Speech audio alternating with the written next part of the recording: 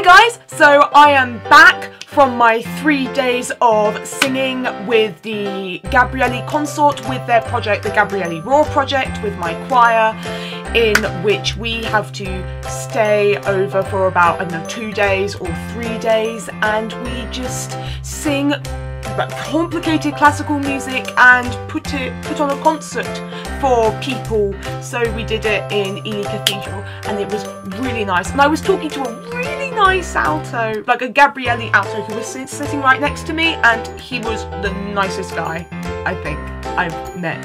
He's the only Gabrielli I've met. Anyway, that's not the point.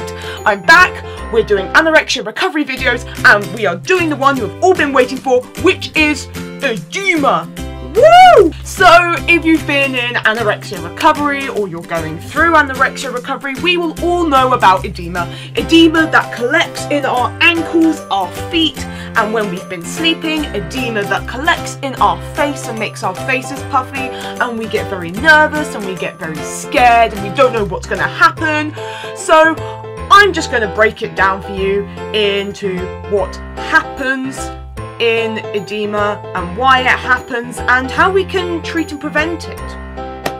Well, we can't really prevent it, but hey, you know, just some stuff that your body might like.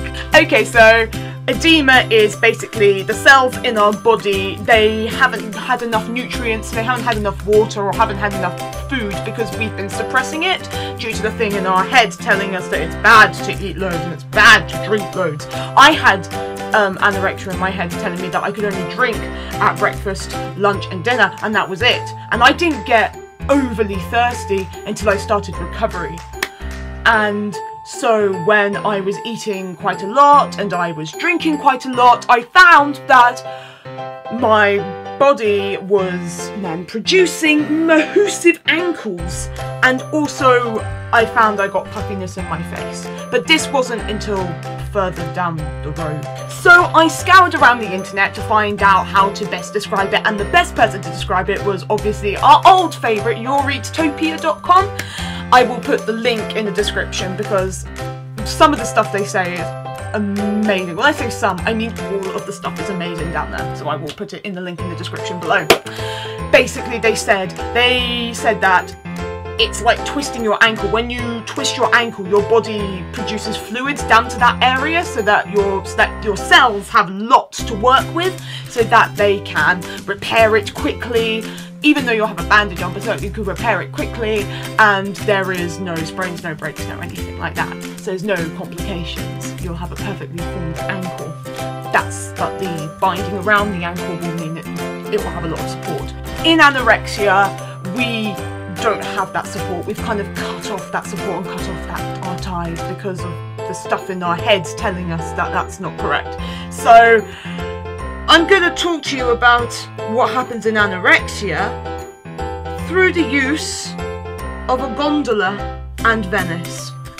Okay, so you probably can't see my leg, but I'm just going to stick my leg out so I can look at it and actually know what I'm talking about. So your leg is a canal in Venice, let's just say, and also your face. And when you start having a large intake of food and a large intake of water, your metabolism has been suppressed, and so it works overtime to try and get everything to start working.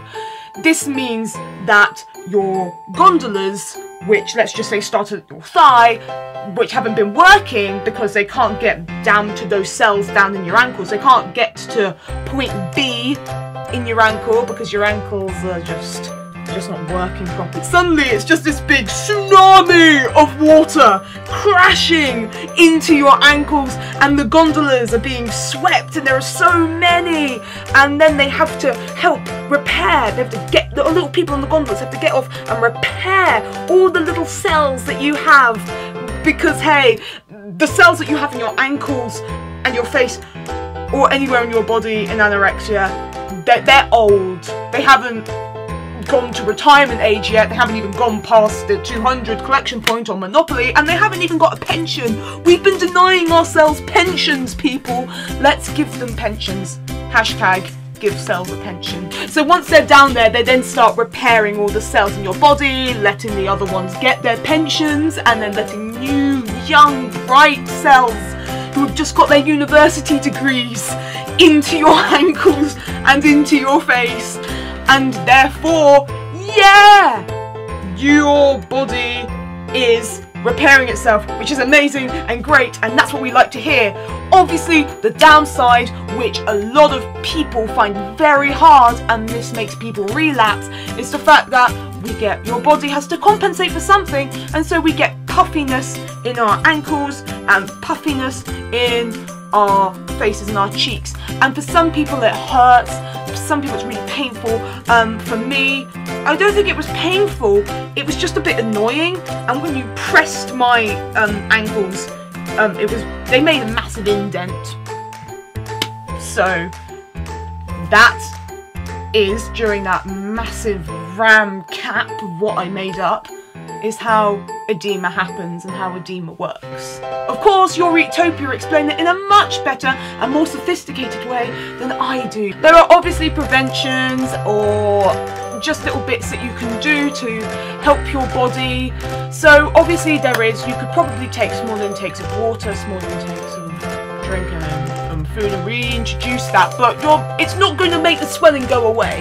You have to come to terms with the fact your body might swell, and hey, trust me, if you've been through the anorexia binging, I mean, this is just the icing on the top of the bloody cake, isn't it? Really? Never wear jeans, because jeans just don't have that give, and they'll just make you feel more awful. More awful isn't English, but more awful than you are feeling.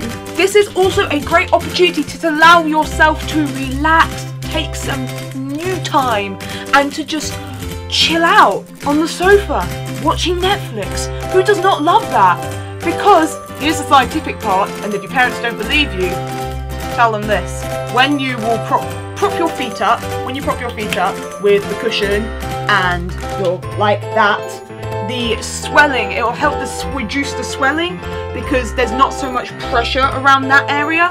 So hey, so when your parents say get off the sofa, go no, because Ellie told me that actually this is very useful, and I will second any opinion that you have. And the most important ones, get rid of your diuretics. They ain't gonna help you in this. Your body's gonna reject those damn things out of your digestive system because it wants to keep all that stuff because you've done some really bad things. So if you're using diuretics, get rid of them. Just get them out of your life.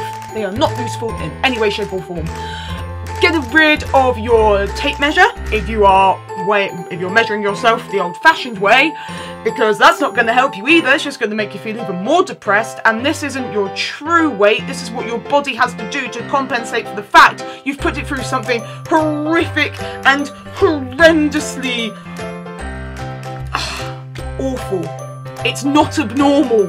That's what I wanted to say. Also, get rid of your damn scales. Just throw them out the window and just say adios and never see them again, because trust me, you do not want to stand on those scales and then see what you are and then cry on the scales because you think you have failed, which you haven't failed. You have not failed. This is an honour. If there were Anorexia Recovery Scouts, you would have a badge for going through edema and getting rid of diuretics and tape measures and everything. So yeah, join the Recovery Scouts. Well, I hope that has been useful for you, and I hope that you enjoyed it. It has been a long time in the making. I have promised it for ages, and now it's finally arrived. Yay! Now, unfortunately, I'm not sure. I'm only probably going to have to make one video this week, only because, guess what? We're off on holiday. Hey, we're off to Rhodes. Yeah, on the 9th. I accidentally told the guy yesterday I was off on the 8th. On the 9th. And I don't come back till the 20th. I lie. I don't come back until the 16th, but only that's because I've got to do my last concert with my choir. Oh, I cree every time. And then I've got to jet out on the Tuesday to go to Rhodes again, and then finish the holiday on the 22nd. So there's 2 weeks probably of nothing on here, and then hopefully I'll be able to do some more videos. I've still got the mirror one to sort out, but hopefully that will be done this summer. Don't forget, if you want to, you can comment. If you want to, you can like this video. And if you want to, you can also subscribe. I'll catch you later.